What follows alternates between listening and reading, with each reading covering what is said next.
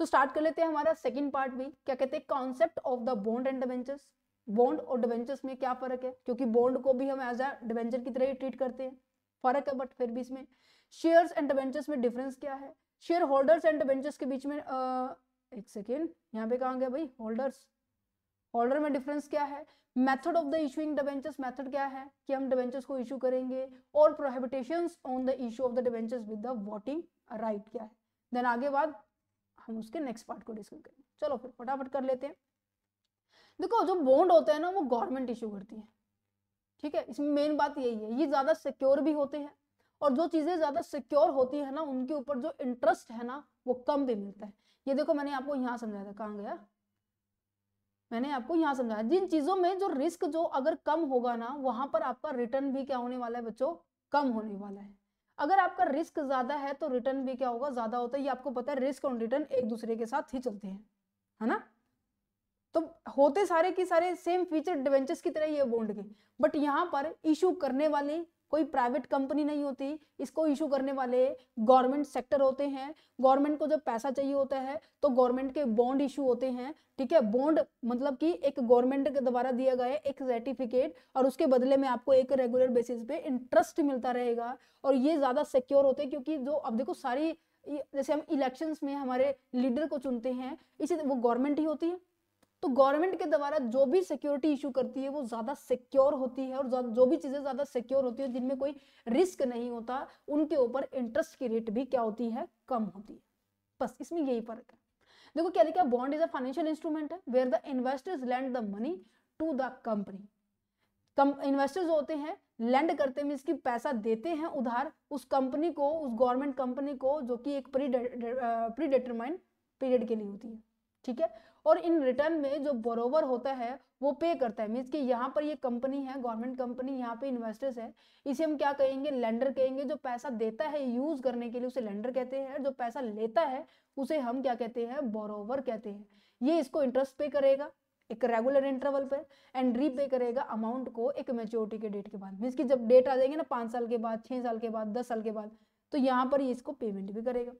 But debentures क्या होते हैं, इशूड किए जाते हैं कंपनी के द्वारा, बट ये अनसिक्योर्ड होते हैं, मोस्टली सिक्योर्ड होते हैं, हमेशा सिक्योर्ड होते हैं। इसलिए मैंने बोला था जो डिबेंचर्स होते हैं ना वो बहुत कम कंपनीज होती है जो as a secure debenture issue करे, ठीक है। नेक्स्ट टॉपिक आ जाते हैं भाई, शेयर एंड डिबेंचर्स में डिफरेंस क्या है। शेयर क्या होता है, डिबेंचर्स क्या होते हैं, क्या आपको ये स्लाइड याद है? अगर याद है तो प्लीज बढ़िया, सॉरी अच्छी बात है, अगर नहीं याद है इट्स अ हम्बल रिक्वेस्ट, या फिर मैं कहूँगी छोटी सी सजेशन है ये, कि प्लीज जो हमने फर्स्ट पार्ट किया था उसको ध्यान से समझना, क्योंकि यहाँ पर मैंने बिल्कुल इन डेप्थ में डिस्कस किया था। अभी हम फटाफट इसके डिफरेंस को डिस्कस करते हैं। देखिए जो शेयर्स होते हैं ना, देखो दो, पहले मैं फिर भी थोड़ा बता देती हूँ, शेयर्स जो होते हैं और जो डिबेंचर्स होते हैं दोनों के दोनों क्या है, आपके फंड को रेज करने के साधन है या नहीं है। वैसे और भी साधन है बट हम अभी फिलहाल इन दोनों के बीच में डिस्कस कर रहे हैं, राइट। आपके एक्सटर्नल सोर्सेज है, और ये दोनों के दोनों आपके लॉन्ग टर्म के सोर्सेज है, बट दोनों में बहुत ज्यादा डिफरेंस है। दोनों में डिफरेंस क्या है कि जो शेयर्स होते हैं ना बच्चे, जो भी लोग कंपनी के शेयर में इन्वेस्ट करते हैं तो उनको मिलता क्या है, डिविडेंड मिलता है। बट जो डिवेंचर्स में इन्वेस्ट करते हैं तो उनको क्या मिलता है, कंपनी के द्वारा इंटरेस्ट मिलता है। मैम ऐसा क्यों है, दे तो लोग ही रहे हैं ना। क्यों ऐसा है, क्योंकि कंपनी शेयर को क्या ट्रीट करती है, अपनी कैपिटल ट्रीट करती है, और डिवेंचर्स वालों को अपना एज अ क्रेडिटर ट्रीट करती है। कंपनी कहती है कि हमने तो भाई इन्वेस्टर से लोन लिया है, और जब भी चीजों को जब हम लोन लेते हैं तो वो जिनको हमें पैसा देना है वो हमारे क्या बन जाते हैं, क्रेडिटर्स, और इसको हम फिर लायबिलिटी साइड में शो करते हैं, नहीं करते, करते हैं। और जो क्रेडिटर्स होते हैं तो उनकी एक मैच्योरिटी डेट भी होती है, इनको हम डिवेंचर होल्डर कहते हैं, बट शेयर वालों को शेयर होल्डर्स कहते हैं, कहते हैं नहीं कहते हैं। अच्छा जी, तो यही तो है डिफरेंस मेन। देखो क्या लिखा हुआ है कि यहाँ पर जो शेयर होल्डर्स होते हैं वो कंपनी के क्या होते हैं बच्चों, वो कंपनी के ऑनर होते हैं। देखो ये लाइन याद है, a share represent the unit of the ownership in a company giving a shareholder a right to portion of the company profit and assets। कह रहे हैं कि शेयर होल्डर्स वो पर्सन होते हैं जो शेयर में इन्वेस्ट करते हैं और कंपनी की ऑनरशिप में भागीदारी लेते हैं, है ना, और उसके बदले में उनको क्या मिलता है, डिविडेंड मिलता है। अब देखो सभी लोगों को ये हिस्सेदारी मिल गई है शेयर की, और उसके बदले में ये कंपनी को क्या दे रहे हैं, पैसा दे रहे हैं, नहीं दे रहे, और कंपनी विद रिस्पेक्ट उनको क्या देगी, डिविडेंड देगी, क्या देगी, डिविडेंड देगी, है ना। तो यहाँ पे यही है, ये तो रिप्रेजेंट होते हैं भाई ओनर के नाम से, बट यहाँ पे तो इनको तो लोन ट्रीट किया जाएगा। लोन दैट मीन्स कंपनी के क्रेडिटर्स कहा जाएगा, और जिसके ऊपर हमें क्या पे करनी पड़ती है, इंटरेस्ट पेमेंट करनी पड़ती है, और वो भी फिक्स्ड होती है, फिक्स्ड होती है। ध्यान से देखो ये वाली लाइन, कि जब मैंने बोला था कि ये प्रोसेस होती है जहां पर सबसे पहले सेल होती है, देन वेरिएबल कॉस्ट माइनस करेंगे, यहाँ पर कंपनी का प्रॉफिट होता है। सबसे पहले जो पेमेंट है डिवेंचर्स और बैंक के लोन वालों की जाती है, कि हाँ जी इनके ऊपर मेरा क्या बन रहा है, इंटरेस्ट बनेगा, सबसे पहले इनकी पेमेंट करो, फिर हम टैक्स की पेमेंट करेंगे, फिर हम प्रेफरेंस शेयर होल्डर की करेंगे, देन आखिरी में अगर पैसा बचा तो इक्विटी वालों का है, अदरवाइज इक्विटी वालों को कोई पैसा नहीं मिलता है। तो यहाँ पे स्टेटस ऑफ द होल्डर्स क्या है, शेयर होल्डर्स क्या होते हैं, part owner of the company, company के ऑनर होते हैं। रिटर्न कैसा होता है, इनका रिटर्न डिविडेंड में होता है, बट इनका रिटर्न फिक्स इंटरेस्ट होता है, और ये कब मिलता है, the company make a profit, जब कंपनी प्रॉफिट करे बनाएगी, बट यहाँ पे तो हमेशा देना ही देना पड़ेगा, प्रॉफिट है या लॉस है कुछ भी है, इंटरवेंचर वालों को तो इंटरेस्ट मिलता ही मिलता है। वोटिंग राइट के बारे में बात की जाए, वोटिंग राइट के बारे में बात की जाए, मैंने बताया था डिवेंचर वालों को वोटिंग राइट कब मिलता है, जब उनके रेगुलर पेमेंट ना हो, बताई थी इनकी कैरेक्टरिस्टिक्स में, यहां पर इनकम ऑन द एसेट्स के ऊपर, राइट। तो यहां पर यही बातें तो की गई है, क्या कि जो डिवेंचर्स होते हैं ना बच्चों, उनको किसी भी तरह का वोटिंग राइट नहीं मिलता है, बट शेयर होल्डर को वोटिंग राइट मिलता है। क्यों क्यों क्यों, क्योंकि ये रिस्की होते हैं, क्योंकि इनको ये देखो ये तब तक बैठे रहेंगे आराम से जब तक सबकी पेमेंट नहीं हो जाती। अब ऐसे तो भैया ये भी हो सकता है कि यहाँ तक पैसा बचे ही ना, हो सकता है नहीं हो सकता, तो कंपनी कहती है कि भाई तुम इतना सारा रिस्क ले रहे हो कि क्या पता प्रॉफिट होगा या नहीं होगा, उस चीज की भी वेट कर रहे हो, तो हम क्या करने वाले हैं, आपको हम वोटिंग राइट देते हैं कि कंपनी की जितनी भी मीटिंग्स हो, बोर्ड ऑफ डायरेक्टर को सिलेक्ट करना हो, तो आप उस चीज में पार्टिसिपेट कर सकते हैं। कहते ठीक है सर, ये तो बहुत बढ़िया बात हो गई है। तो यहाँ पर देखो आगे क्या लिखा हुआ है कि रीपेमेंट, रीपेमेंट किसकी होती है, मैच्योरिटी डेट किसकी होती है, मैच्योरिटी डेट तो मैम इनकी होती है, रीपेड एट अ मैच्योरिटी होती है या नहीं होती है, बट यहाँ पे किसी भी तरह का रीपेमेंट का कॉन्सेप्ट नहीं होता, क्योंकि जब तक कंपनी चलेगी तब तक इनका पैसा कंपनी यूज करती रहेगी। क्या हमने डिस्कस किया था यहाँ पे, इक्विटी शेयर होल्डर की फीचर डिस्कस की थी कि permanent use of the funds, हाँ जी। कोलेट्रल के बारे में बात की जाए, यहाँ पे कोई कोलेट्रल नहीं होती, बट यहाँ पे हो भी सकती है नहीं भी हो सकती, डिपेंड करती है कंपनी ने किस तरीके के डिवेंचर इशू किए हैं, सिक्योर्ड किए हैं या फिर अनसिक्योर्ड किए हैं। कन्वर्टेबल के बारे में अगर बात की जाए तो यहाँ पर इक्विटी शेयर होल्डर्स वालों को कन्वर्ट करने का मौका नहीं दिया जाता, ठीक है, बट यहाँ पे आप कन्वर्ट कर सकते हो, किस कौन से डिवेंचर को छोड़ के, इररिडीमेबल डिवेंचर्स को छोड़ के, ठीक है। तो यहाँ पे शेयर एंड डिवेंचर्स में फर्क यही है। अगर मैं बात करूं शेयर होल्डर और डिवेंचर होल्डर में क्या फर्क है, तो यहाँ पे यही आ जाएगा कि शेयर होल्डर्स को क्या मिलती है, ऑनरशिप मिलती है, राइट, और इनको क्या मिलती है, इनको तो क्रेडिटर ही माना जाता है ना। इनके पैसे को तो ये माना जाता है कि भाई हमने तो लोन लिया है, lend the money to the company. Debenture holder क्या करते हैं, कंपनी को पैसा उधार में देते हैं, बट ये तो कंपनी में एज अ पैसा देने के बाद हिस्सेदारी लेते हैं, own a part of the company. इनका स्टेटस क्या होता है, कंपनी में किस नाम से जाने जाते हैं डिवेंचर होल्डर, भाई क्रेडिटर के नाम से जाने जाते हैं, ये तो भाई ऑनर होते हैं, जिसकी वजह से उनको डिविडेंड मिलता है और इनको एक फिक्स्ड इंटरेस्ट मिलता है। मैं क्या ओके मैम, अगर देखो ये ऑनर है तो कंपनी के अंदर ही पार्टिसिपेट करेंगे, इनको वोटिंग राइट होगा या नहीं होगा, बट यहाँ तो कोई वोटिंग राइट का कोई सिस्टम ही नहीं है। रिस्क लेवल किसका है, रिस्क लेवल किसका है, सबसे ज्यादा इसका है कि पैसे बचेंगे तो आपको पैसा मिलेगा, अगर अदरवाइज नहीं मिलेगा। यहाँ पे लो रिस्क, क्योंकि सबसे पहले इंटरेस्ट की पेमेंट यहाँ पे होती है, चाहे कंपनी को प्रॉफिट हो चाहे कंपनी को लॉस हो, पेमेंट करनी पड़ेगी, है ना। रिपेमेंट प्रिंसिपल अमाउंट किसकी होती है, यहाँ पे फिक्स टाइम पीरियड होता है, मैच्योर्ड होते हैं ये, ठीक है, एक मैच्योरिटी डेट होती है, बट यहाँ पे कोई रीपेमेंट का कॉन्सेप्ट ही नहीं होता है, क्योंकि जब तक कंपनी चलेगी तब तक यहाँ पर आगे बढ़ता रहेगा। सिक्योरिटी की अगर हमारे बात की जाए, ये सिक्योर्ड भी हो सकते हैं, ये अनसिक्योर्ड भी हो सकते हैं, बट यहाँ पे तो ऐसा कोई सिक्योरिटी का कॉन्सेप्ट ही नहीं है। Position in the liquidation, liquidation का मतलब क्या होता है, जब कंपनी क्या हो रही है, बंद की जा रही है, खत्म की जा रही है। तो यहाँ पर पेड किया जाएगा सबसे पहले डिबेंचर वालों को होते हैं। अगर बैंक का लोन लिया हो तो बैंक के लोन को भी हम पहले पेमेंट करेंगे before the shareholder if there is a company shut down. अगर कंपनी बंद हो रही है तो उनको सबसे पहले डिबेंचर वालों को देंगे, आखिरी में आके सबसे लास्ट में पेमेंट की जाती है। ये देखो लास्ट में नहीं है, तो तभी तो बोला था मैंने लास्ट लेक्चर का पूरा बेस है यहाँ पर। ठीक है, अब यहाँ पे आ जाता है हमारे पास 7th टॉपिक, जो कि मेरे पास क्या है, method of issue of the debentures. कि जब हम डिबेंचर्स को जब हम इशू करते हैं ना, क्या हम ऐसे ही इशू कर देते हैं, क्या किसी की परमिशन लेने की जरूरत है या नहीं हो? तो यहाँ पर ये बात आ जाती है कि हम डिबेंचर्स को इशू कैसे करेंगे, इशू करने से पहले हमारी क्या प्रोसेस रहने वाली है, वो चीजें बहुत ज्यादा इंपॉर्टेंट होती है। तो उन्हीं को मेथड्स बोला गया। तो सबसे पहले हम क्या करने वाले हैं भाई, रेजोल्यूशन पास करेंगे। जो बोर्ड ऑफ डायरेक्टर्स है उनसे हमें क्या करनी पड़ेगी, अप्रूवल लेनी पड़ेगी। मीन्स कि जितने भी बोर्ड ऑफ डायरेक्टर ना आपस में पहले क्या करेंगे, एक मीटिंग बिठाएंगे और उस मीटिंग के अंदर ये डिस्कशन होगी कि हाँ जी हमें डिबेंचर्स इशू करने चाहिए या नहीं करने चाहिए। अगर हाँ कर दी तो फिर हम जितने भी बाकी जो शेयर होल्डर्स हैं, जैसे कि मैं आपको यहाँ पे एग्जांपल दूं, मान लीजिए कंपनी के अंदर ना आपके 4 बोर्ड ऑफ डायरेक्टर्स है। छोटा सा एग्जांपल है जो कि आपको जल्दी समझ में आएगा। पहले तो यही डिसाइड करेंगे कि हाँ जी अपनी मीटिंग होने वाली है, इस एजेंडे पे मीटिंग होने वाली है। कहते अच्छा चलो वही सेम एग्जांपल लूंगी जो मैंने अभी तक लास्ट लेक्चर से मैं समझाती आ रही हूँ। 5th ऑफ डेट को हम क्या करने वाले हैं, मीटिंग रखी हमने, ठीक है, और इस तारीख को हम मीटिंग रखी है और बोर्ड ऑफ डायरेक्टर आएंगे और इसके ऊपर डिस्कशन करेंगे कि हाँ जी एक क्या हमें डिबेंचर्स के थ्रू हमें पैसा रेज करना चाहिए। इसके रिगार्डिंग अपनी अपनी राय रखेंगे।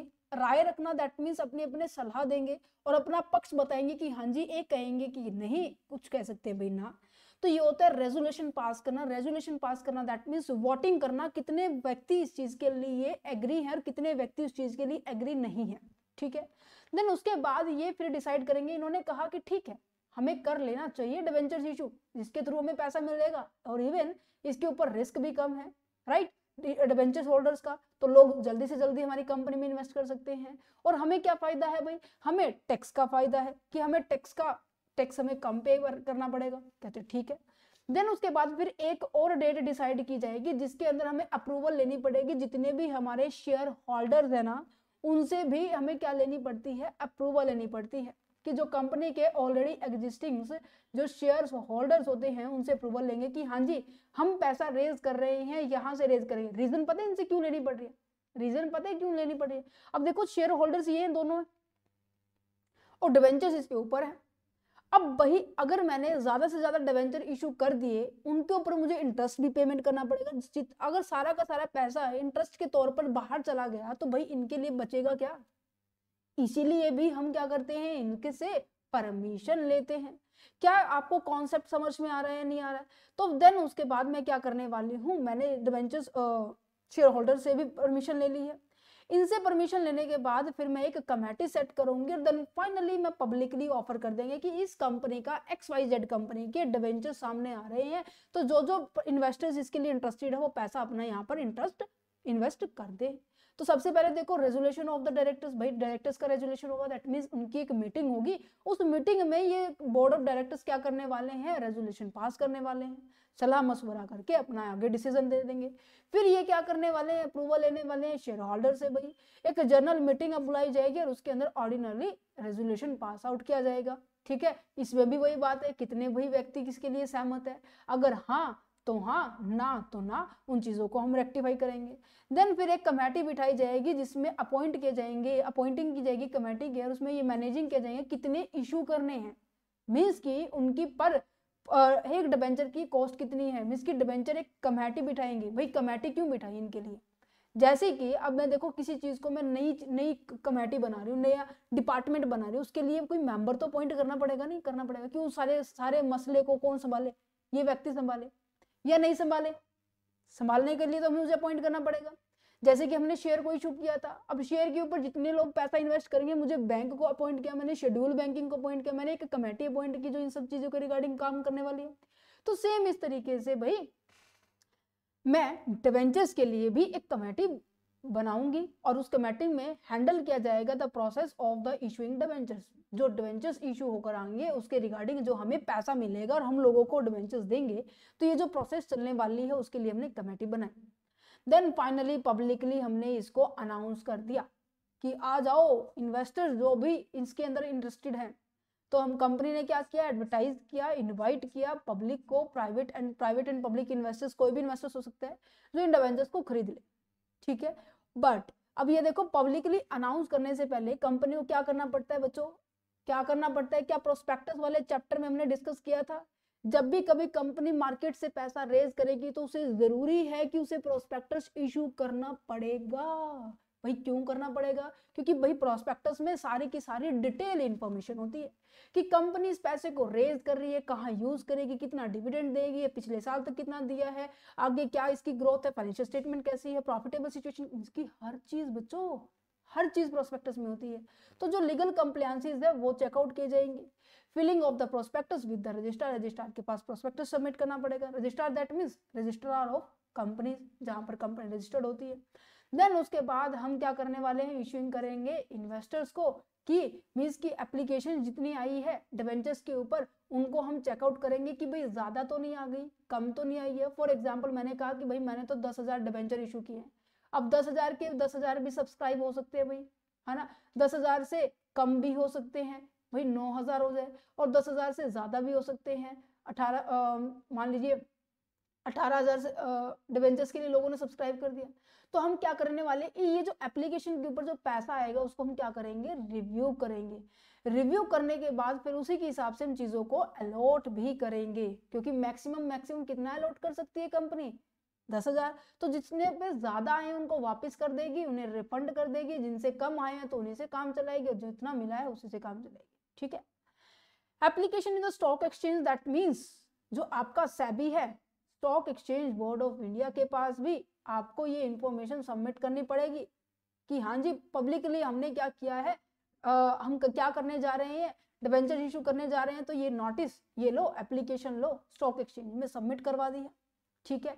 और जिनको जो भी पर्सन हमारे शेयर्स के अंदर इन्वेस्टेड होगा, मान लीजिए ये सारे के सारे जो पर्सन है, ये सारे के सारे इंटरेस्टेड है हमारी कंपनी में पैसे इन्वेस्ट करने के लिए, इनको एक सर्टिफिकेट मिलता है नहीं मिलता है, तो ये सर्टिफिकेट में हर चीज लिखी होती है जो भी इनको चाहिए है, क्योंकि इन फ्यूचर में किसी भी तरह का डिस्प्यूट्स ना हो, किसी भी तरह की